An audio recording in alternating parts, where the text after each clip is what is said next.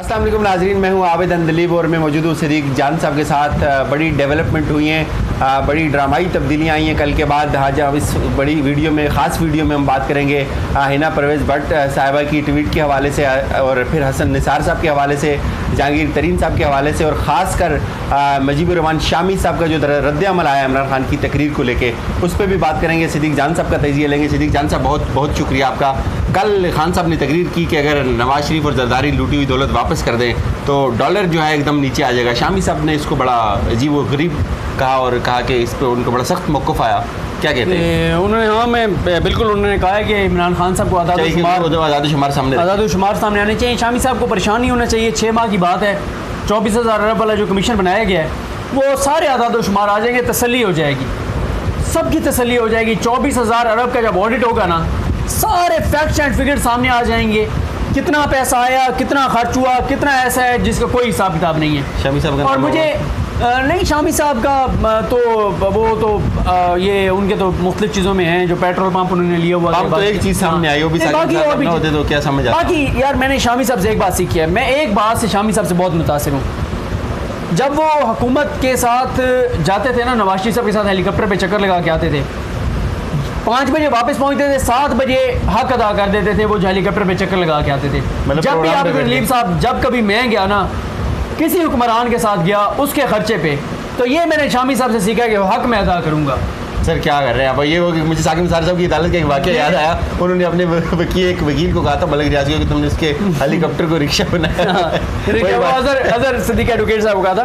तो मजाक कर रहा था मैं कि फिर ऐसे ही होता है, जब आप किसी से फ़ायदे उठाते हैं तो फिर आपने इनकी बड़ी तवाना आवाज़ होती है, उसके बावजूद भी इतनी आसानी से ये कर देते हैं कि इमरान खान ने कुछ चाहिए कि आज़ाद-ओ-शुमार बयान करें। वो आज़ाद-ओ-शुमार आ जाएंगे ना, कोई टेंशन वाली बात नहीं है, सबकी तसल्ली। शामी साहब ये भी कहते हैं कि ये जो इमरान खान साहब ने जो किया है ये बड़ी ये बदजुबानी है। ऐसी बदजुबानी हमने इससे पहले कभी भी नहीं देखी।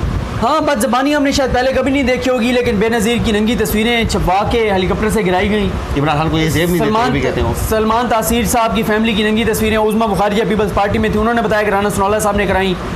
नवाज शरीफ साहब की उस वक्त बेनज़ीर के लिए वो पीली डैश उनको पार्लियामेंट में कहा गया। नवाज शरीफ साहब आयशा आद की बेटी ने सुप्रीम कोर्ट में खड़े होकर हमारी मौजूदगी में कहा कि मेरी माँ से बदला लेने के लिए हमजा शहबाज ने मेरी नंगी तस्वीरें जो हैं वो फेक बनवा के वायरल करवाई। तो वाकई ये पहले कभी नहीं हुआ। शामी साहब की बात मान लेते हैं। आप अंदाज़ा लगाए ना, इनको वो चीज़ें नज़र ही नहीं है। यार आबिद अंदलीब साहब जो नून लीग और पीपल्स पार्टी करे ना, वो इनको नज़र नहीं आता, जो PTI करे वो नज़र आता है। इमरान खान ने एक बात कह दी, इमरान खान साहब को भी वैसे मजहबी चीज़ों पे बात नहीं करनी चाहिए, एहतियात करनी चाहिए, तो उन्होंने उन पे इल्ज़ाम लगा दिए तौहीन सहाबा का, ठीक है। लेकिन जो उसी तरह की बात अमानुल्लाह करनानी साहब ने भी की। आप मौजूद थे सुप्रीम कोर्ट में प्रेस कॉन्फ्रेंस में, कहीं जिक्र ही नहीं, ठीक है, कि तौहीन सहाबा भी वही होगी जो इमरान खान करेगा, कोई और करेगा तो उसको माफ़ी है। और आप साथ साथ चाय पी लें, चाय ठंडी हो जाए। चाय पीते हैं, चाय इसके बाद पीते हैं, मेरे ख्याल में वीडियो रिकॉर्ड कर लें। सर ये भी बताएं कि ये बात की जाती है कि एहतिसाब अदालत ने जो है नवाज शरीफ पे जो है सिर्फ 6 अरब जुर्माना किया, तो फिर कैसे ये इतने 1000 अरब की बात होती है? इमरान खान फिर कैसे ये बात करते हैं? ये भी शामी साहब ने ये बात की कि कैसे आप क्यों शामी साहब को इतना सीरियस लेने लगे हैं? देखें, शामी साहब कह रहे हैं कि 6 अरब एहतिसाब अदालत ने जुर्माना किया। हाँ, वो 6-7 अरब बनता है जो जुर्माना किया, लेकिन फ़र्क समझे आबिद अंदलीब साहब, आप तो खुद आप एहतिसाब अदालत को कवर कर रहे हैं, आपको पता है वो उन्होंने सिर्फ जुर्माना किया है, साथ उन्होंने कहा है कि असासे ज़ब्त किए जाएँ। ये ऐसा नहीं है कि उन्होंने कहा कि 6 अरब ले लें और असासे इनके हो जाएँ। उन्होंने कहा जितने असासे हैं ना, जो हसन नवाज, हुसैन नवाज और एमन फील्ड, ये सारे, उन्होंने कहा ये सारे असासे ज़ब्त कर लें, ये पाकिस्तानी कौम के हैं, ये पाकिस्तानी हुकूमत के हैं, पाकिस्तानी रियासत के हैं। वो सारा कुछ ज़ब्त करने के बाद 6 अरब 7 अरब तो मज़ीद जुर्माने हैं उनको। फ़र्क समझे ना, ये 6-7 अरब तो जुर्माने हैं, जो बाकी हैं वो तो असासे ज़ब्त करने हैं ना। वो लंदन वाले फ्लैट्स वो सारे 5 बर आज़म में जता दें, वो तो सारी ज़ब्त होंगी, क्योंकि जस्टिफाई नहीं कर सके ये। सदीक जान साहब, साकिब निसार साहब ने एक बड़ा ज़बरदस्त इनिशिएटिव लिया डैम्स को लेके। उन्होंने एक बड़ी कैंपेन लॉन्च की, अपने होते हुए उन्होंने दौरे किए, बेशुमार तनकीद उस वक्त भी उन पर की गई। मीडिया ने बड़ा उन पर, एक बहुत बड़ा तबका मीडिया का जो था उस वक्त उनके खिलाफ बरसरे बेकार था। आज भी वही तबका, जब साकिब निसार साहब रिटायरमेंट के बाद भी डैम्स की बात करते हैं, दुनिया में जाते हैं, कलेक्शंस करते हैं, तो एक शोर मचाया जा रहा है कि अब लोगों ने इंटरेस्ट लेना छोड़ दिया है। तो इसके 2-3 पहलू में आपसे वक्फे उन पर पूछूंगा, तो क्या कहते हैं आप? बाकी लोगों ने छोड़ दिया डैम पे। देखें, बात यह है, एक तो ये बात ठीक है कि जब आप एक कैंपेन को कैंपेन बनाते हैं तो लोगों का इंटरेस्ट रहता है। मेरा ये ख्याल है कि इमरान खान साहब की हुकूमत को चाहिए था, और इमरान खान साहब को चाहिए था कि साकिब निसार साहब को कोई रोल देते डैम फंड में, ऑफिशियली कोई रोल देते उनको, और देना चाहिए था जितना साकिब निसार साहब ने डैम के लिए किया, नंबर 1। नंबर 2, आबिद दलील साहब, आप और मैं उस कमरे अदालत में होते थे, साकिब निसार साहब ये कहते होते थे कि इन पैसों से डैम नहीं बनेगा, लेकिन वो एक डैम की हसासियत लोगों को बताना चाहते थे, पानी का इस्तेमाल लोग कम करें, उसकी हसासियत के लिए एक चीज़ की जब आप अपनी जेब से पैसे देते हैं ना तो आपको एहसास होता है। बिल्कुल उसी तरह जब हम वालिदैन के पैसों से खर्च कर रहे होते हैं ना तो बेरहमी से खर्च कर रहे होते हैं। जब खुद पैसे कमाते हैं ना तो एहसास होता है कि यार खुद कमाए हुए हैं, बड़े थोड़े थोड़े करके हम लगाते हैं पैसे। इसी तरह जब आप किसी चीज़ के लिए पैसे देते हैं ना तो आपको एहसास होता है। तो साकिब निसार साहब ने यही कहते थे।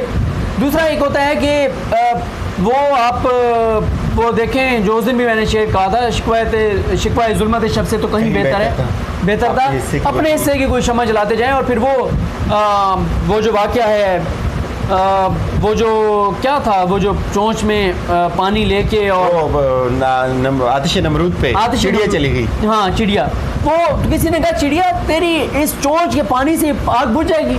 उसने कहा मुझे भी पता है कि आग नहीं बुझेगी, मैं तो आग बुझाने वाला हूँ, मैं अपना नाम लिखवाना चाहता हूँ। ऐसे वो यूसुफ अलैहिस्सलाम को जब खरीदा जा रहा था तो एक औरत भी चली गई थी। हाँ, उसने कहा मैं खरीदार हूँ, मैं अपना नाम लिखवाना चाहती हूँ। तो ये डैम, अच्छा, इसमें अगर बाहर वाले लोगों को ओवरसीज पाकिस्तानियों का इंटरेस्ट खत्म हो गया तो ये हमारे लिए परेशानी का आपसे इम्पोर्टेंट बात करना, ठीक है। हमें परेशान होना चाहिए कि वो ओवरसीज पाकिस्तानी जो डैम फंड में बढ़ चढ़ के ऐसा ले रहे थे, आप नहीं ले रहे, उनको मोटिवेट करना होगा। डैम बनेगा, आने वाली नस्लों के लिए बनेगा। साकिब निसार साहब को क्या फ़ायदा यार, अल्लाह ताला ने लंबी ज़िंदगी दे, जब डैम बनेगा पता नहीं हमें से कौन होगा कौन नहीं होगा, वो होंगे नहीं होंगे। सिद्दीक जान साहब, क्या ये बात प्रोग्राम करने की, जश्न मनाने की है ये बात की? जब परेशान होने की जश्न वो मना रहे हैं जिनका इंटरेस्ट पाकिस्तान के साथ नहीं है, जिनके मफादात पाकिस्तान के साथ नहीं है, जो खुश होते हैं पाकिस्तान के खिलाफ कोई चीज़ होती है तो। देखिए ना, कत्ता कलाम की माजरत, जब समंदर से वो नहीं मिला था जो ज़खायर मिलने थे तो जश्न मनाया गया बहुत सारे एंकर्स की जाने से, मीडिया के हिस्से की जाने से, कि नहीं मिला, ये हो गया वो हो गया। यार ये परेशान होने की बात है, मिलता तो पाकिस्तान का फ़ायदा था।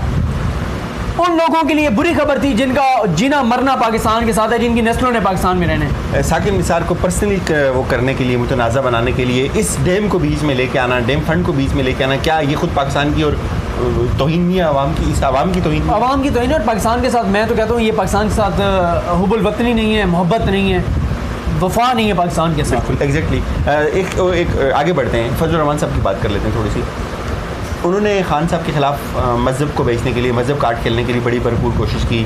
APC में उन्होंने बात की, उसके अलावा उन्होंने बड़ा तौहीन जो है वो मज़हब की बात की इमरान खान को, उस पर लोगों को प्रोवोक करने के लिए। लगता ही है कि बजाय वो कार्ड उनका जो है वो नाकाम हो गया। तो अब वो इमरान खान के ख़िलाफ़ कुछ बेचने के लिए उनकी पिटारी में कुछ है?